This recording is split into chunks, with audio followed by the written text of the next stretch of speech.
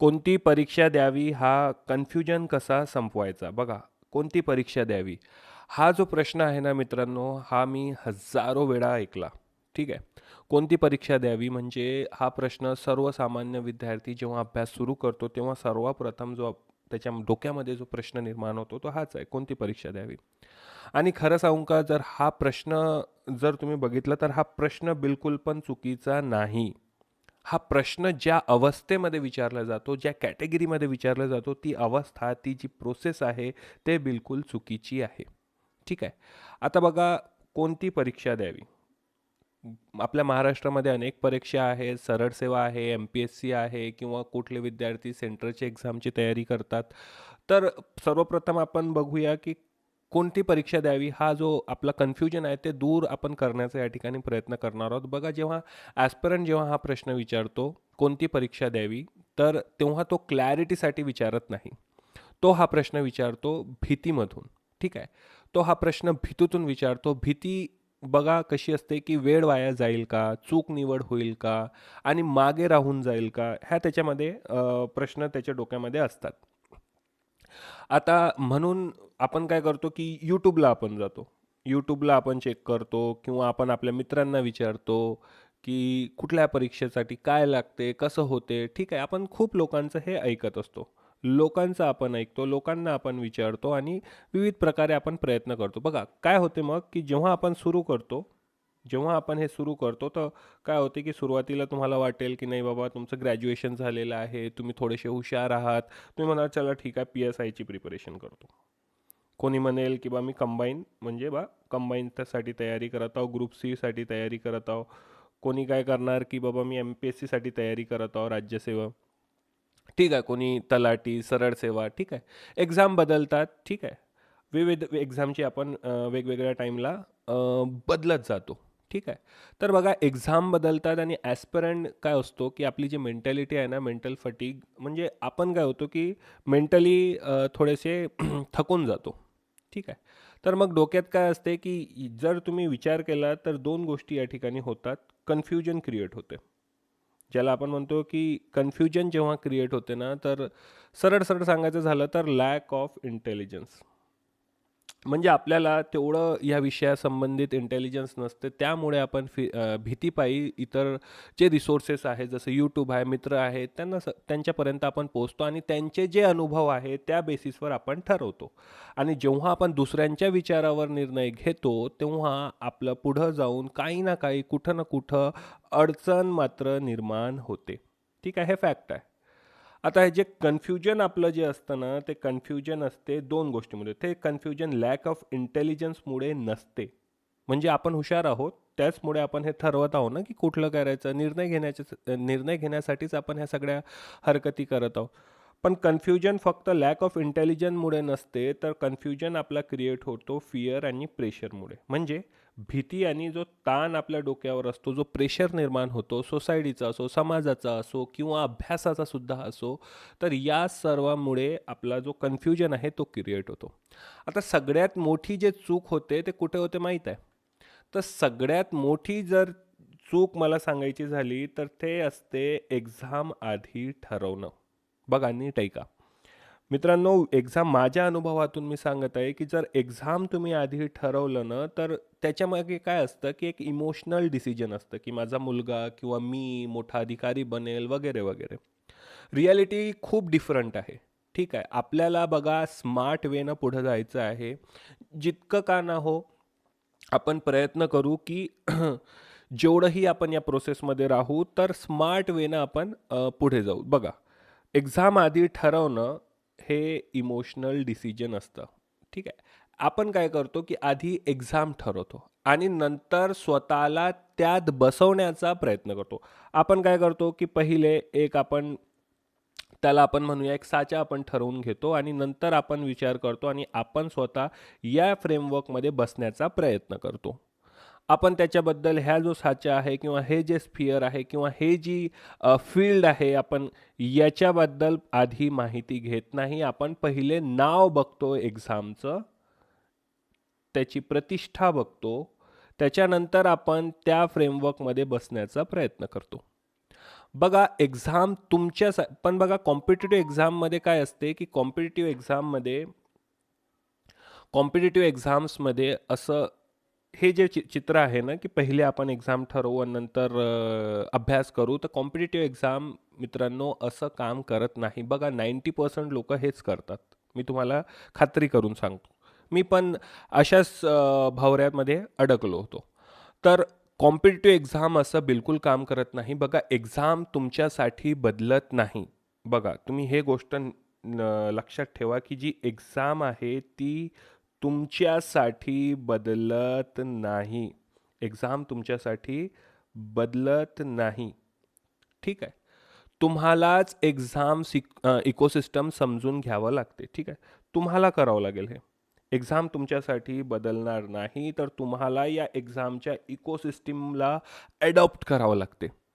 आणि यामुळे काय होते की एक्झाम आपण काय करतो की आधी ठरवतो ते आपलं ठरते इमोशनल डिसिजन. आता प्रिपरेशन जर आपण आधी ठरवली, एक्झाम आधी ठरवल्यापेक्षा आपण जर प्रिपरेशन आधी ठरवली, ठीक आहे, तर हे मित्रांनो इंटेलिजंट डिसिजन ठरेल. कसं मी तुम्हाला सांगतो बघा. तुम्ही आधी एक्झाम जर ठरवली तर तुम्ही त्याचा अभ्यास न बघता, त्याची प्रिपरेशन न बघता, त्याची स्ट्रक्चर न बघता तुम्ही काय करता, स्वतःला त्याच्यामध्ये ओतून देतात आणि वर्षानुवर्ष तुम्ही त्याच्या मागे लागले असता.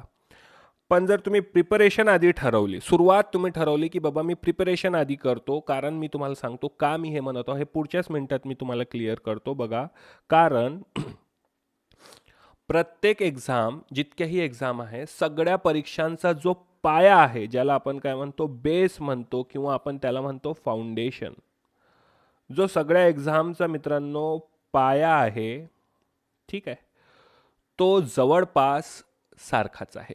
तुमची MPSC असो, MPSC राज्यसेवा असो, कंबाईन असो, तलाठी असो, पोलीस भरती असो किंवा सरळ सेवा असो, नाव वेगळी आहेत पण पाया मात्र विद्यार्थी मित्रांनो एकच आहे. आता कॉमन सब्जेक्ट बघा, इतिहास आहे, भूगोल आहे, पॉलिटी आहे, ठीक आहे, त्याच्यानंतर इकॉनॉमी आहे, करंट अफेअर्स आहेत, हे सगळ्यांना सेम आहे. आता फरक काय आहे, तर फरक असतो यामध्ये ज्याला आपण म्हणतो किती खोल तुम्हाला अभ्यास करायचा आहे, जी डेप्थ आहे, ठीक आहे, ते प्रत्येक एक्झामसाठी वेगवेगळं आहे. तर फरक कशामध्ये आहे, डेप्थ आणि एक अप्लिकेशनमध्ये, म्हणजे तुम्हाला कशा प्रकारे त्याचा अभ्यास करायचा आहे. म्हणून इंटेलिजंट जर आपण वेनं अभ्यास करायला गेलो तर सर्वात प्रथम आपल्याला काय करावं लागेल की पाया मजबूत करा. प्रत्येक एक्झाममध्ये आहे, फक्त काही एक्झाममध्ये तुम्हाला एक स्टेप जास्त करावं लागेल, काही एक्झाममध्ये एक स्टेप खाली करावं लागेल, पण सुरुवात प्रत्येक एक्झामची सारखी आहे. पाया तुम्हाला मजबूत करावं लागेल. आता प्रश्न विचारायचे पण पॅटर्न अलग अलग असतात म्हणून सांगत आहे. आता जर तुम्ही बघितलं तर कॉमन सब्जेक्ट आपण बघून घेतले तर आपली सायकोलॉजी बघा, आपण फेल कुठे होतो, ठीक आहे, आपलं डोकं काय चालते, आपण काय करतो, मुळात आपण फेल होत नाही, ठीक आहे, आपण फेल होत नाही, तर फेल होते एक्झाम, ठीक आहे. ॲस्परंट एक्झाममुळे फेल होत नाही, तो फेल होतो कारण तो स्वतःला एक्झामशी बांधून ठेवतो, ठीक आहे. PSI नाही झालं म्हणजे मी काहीच नाही, MPSC चुकलं म्हणजे माझं आयुष्य संपलं, तर असं होत नाही, ठीक आहे. एक्झाम अपयश आहे, ॲस्परंट अपयशी नसतो, हे आपल्या डोक्यामध्ये असलं पाहिजे. आत्ता जर तुम्हाला मी सांगायचं झालं तर जेव्हा तुम्ही बेसपासून हे सगळं सुरू करता, फाउंडेशन तुम्ही करता, तर तुम्ही ऑटोमॅटिकली सगळ्या एक्झामची जे स्टार्ट आहे ते तुम्ही सुरू करून देता, ठीक आहे. म्हणून आज जो प्रश्न आहे आपला, आज जो हा प्रश्न आहे तो बदलायला हवा. सर्वप्रथम तुम्ही स्वतःला विचारा, आपल्याला प्रश्न स्वतःला विचारा की कोणती परीक्षा द्यावी हा बिलकुल प्रश्न असायला नवा. कोणती परीक्षा द्यावी हा प्रश्न नको, ठीक आहे. तो प्रश्न काय असायला हवा, हा प्रश्न नको. तो प्रश्न असा हवा की मी किती काळ, किती खोल आणि किती स्थिर, ठीक आहे. 3 गोष्टी लक्षात ठेवा. मी किती काळ म्हणजे माझा वेळ, मी किती खोल, किती डीप हा अभ्यास करू शकतो म्हणजे माझी कन्सिस्टन्सी, आणि माझा जो किती स्थिर राहून मी हा अभ्यास करू शकतो म्हणजे माझी मेंटल स्टेट. ह्या 3 गोष्टीला जर तुम्ही समजून घेतलं तर तुम्ही या एक्झामच्या कॉम्पिटिटिव्ह एक्झामच्या दृष्टिकोनातून तुम्ही ते रिअल ॲस्पिरंटच्या कॅटेगरीमध्ये येता. आता योग्य प्रश्न तुम्ही हे 3 विचारा स्वतःला. माझा वेळ, माझी कन्सिस्टन्सी आणि माझा मेंटल स्टेट. ठीक आहे, ह्या 3 गोष्टीनंतर तुम्ही ह्या फील्डमध्ये पुढे चला. ठीक आहे. आता तुम्हाला जर जर तुम्ही बिगिनर असाल तर आज एक्झाम ठरवू नका, बिलकुल नका ठरवू. तुम्ही जर सुरुवात करत असाल तर बिगिनर तुम्ही असाल तर बिलकुल नका ठरवू, बिलकुल नका ठरवू.